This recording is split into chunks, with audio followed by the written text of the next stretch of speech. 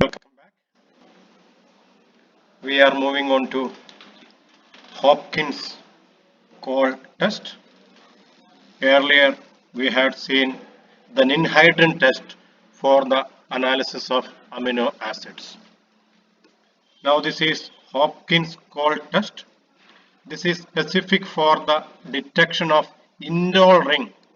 And you know that tryptophan is the amino acid having an indole ring. So we may say this Hopkins call test is specific for the detection of tryptophan, either tryptophan as such or tryptophan present in proteins. This test is also called a glyocylic acid test because actually the reagent involved contains glyocylic acid also. Hopkins call reagent is actually glyocylic acid. But we are not purchasing it as such. We are purchasing only glacial acetic acid.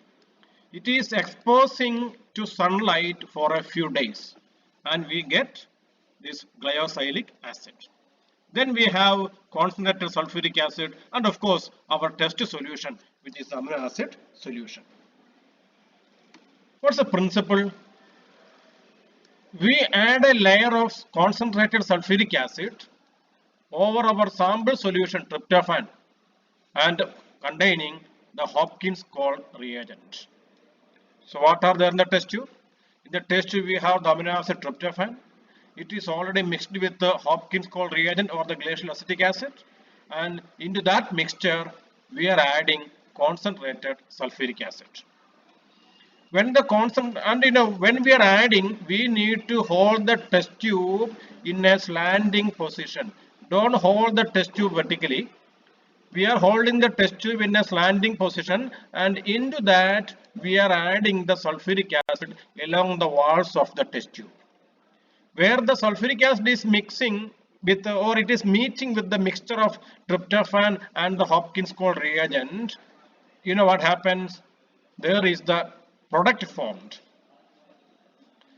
So how is the product being formed? Condensation is taking place and it undergoes dehydration to form a violet colored mixture. There, the indole group of the tryptophan is converted into the colored compound. How? By means of oxidation. Oxidation is taking place because of the aldehyde group of glyocylic acid. And the sulfuric acid is stabilizing the glyocylic acid and preventing its decomposition. Reaction: tryptophan reacts with the glyocylic acid, forming a condensation product, and this condensation product is then transformed into violet colored compound. Okay, and as I told you, this is the procedure. The problem is that if the solution contains nitrite, chlorate, nitrate, etc., then this condensation product will not be formed and we may not get a positive result. You see, this is the purple or the blue ring present at the junction between the two liquids. So this ring indicates the presence of our tryptophan. Here in this test tube you see no such a ring is there, so it indicates the absence of tryptophan. Sullivan and McCarthy test for the detection of methionine or a protein that contains methionine.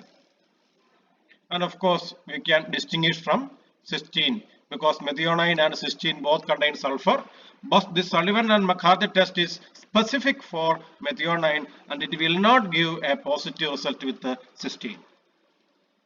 It is based on the reaction between nitroprusside and alkaline solution of methionine. Let us see. First of all, sodium hydroxide is added to the test solution. What is a test solution? Methionine or methionine containing protein. Into this solution, we add a few drops of glycine, 2% glycine and 10% sodium nitroprusside. 10% sodium nitroprusside. Then it is mixed very well and it is kept in a boiling water bath at 40 degrees Celsius for 15 minutes, and it is cooled in ice cold water. This reaction will actually properly take place only in an ice cooled water bath for 5 minutes. Thereafter, we add the hydrochloric acid, 0.5 ml of hydrochloric acid. Then we mix them together and we allow the test tube to stand at the room temperature for say for around 15 minutes, and we will see such a result. This is the result for methionine. Appearance of red color. Is it red color or brown color? Whatever it is. This is the positive result for methionine. And if methionine is not there, you see there is no characteristic color. Sakaguchi test is specific for the detection of guanidinium groups. Can you tell me the amino acid which contains guanidinium group? It is actually arginine. If the arginine is a free amino acid, or even if it is in a protein, it can be detected by means of this Sakaguchi test.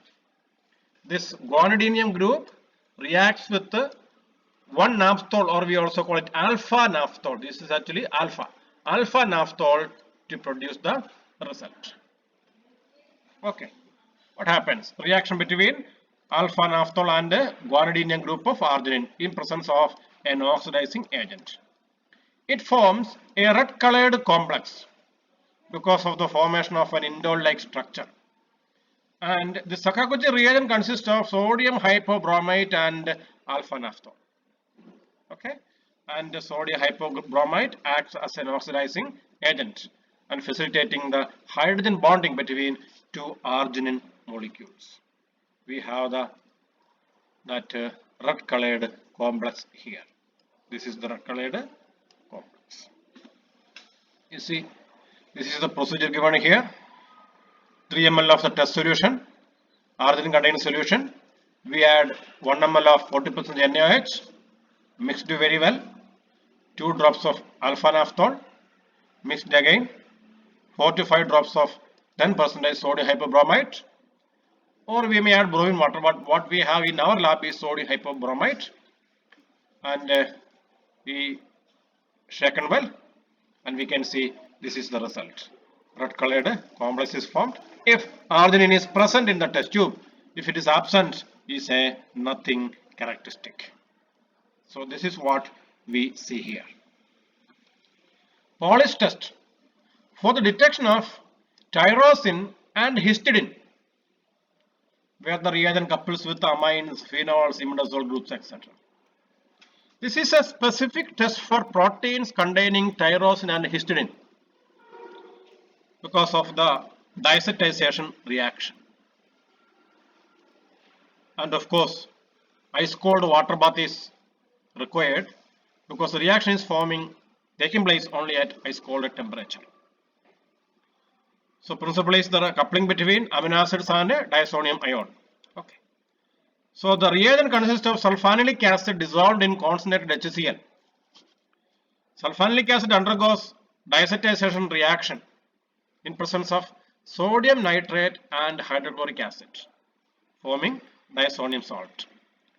This diazonium salt in turn couples with histidine in an alkaline medium to form a dark red or cherry colored compound.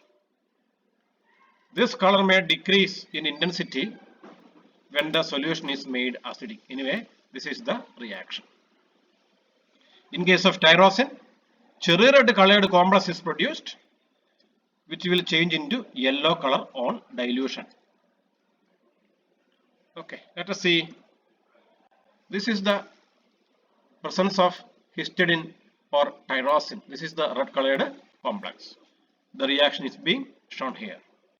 If histidine or tyrosine is absent, we see nothing characteristic.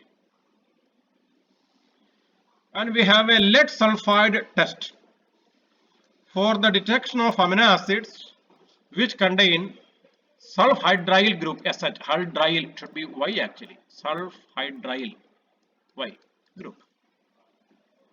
When the cysteine is heated with a strong alkali, for example NaOH, the sulfur is actually forming this compound, sodium sulfide detected by the precipitation in alkaline solution. So test solution is there 1% is cysteine. You know that cysteine is the amino acid which contains SH group. Then glycine, 5% egg white, albumin, etc. can be there because albumin contains this amino acid. Test solution is taken in the test tube. Distilled water is added, NaOH is added, Folins reagent or lead acetate is added, and we are heating it, and we will see the black precipitate. Here cysteine is a test solution, or we may even use albumin solution because albumin is the protein which contains this cysteine. You see, this is the positive result. Then there is the Lowry's method. Actually, Lowry's method is there in our practical syllabus for the estimation of proteins, for the quantitative estimation of proteins. Actually, there are two reactions. In the reaction 1, reduction of copper ions under alkaline conditions. Reaction 2 is this, reduction of Folins Equal reagent by the copper peptide bond complex. And we get a blue colored solution. We estimate the quantity of the protein using a colorimeter. Here they have written spectrophotometer, but in our laboratory what we are using is colorimeter, and in our microbiology laboratory you have a spectrophotometer also, but practically I prefer to use colorimeter because it is there in the biochemistry laboratory. At 650 nanometer, later when we study about that principle we will come to know what is nanometer, etc. Just remember, we can select the intensity of light in terms of nanometer. We select 650 nanometer. At that nanometer range, this colored product is absorbing maximum color, and we estimate that color. And this is the test tube. Actually, this is a square one. You see, this is a square tube. More properly, we call it a cuvette. C-U-V-E-T-T-E, cuvette, in which we place the solution in a spectrophotometer. In a colorimeter, we are keeping the solution in a circular one. Anyway, both are same, and we get the result like this. Blue colored complex is obtained. And color reactions are over. In the next slides, we will move on to the other reactions. For example, precipitation reactions of proteins.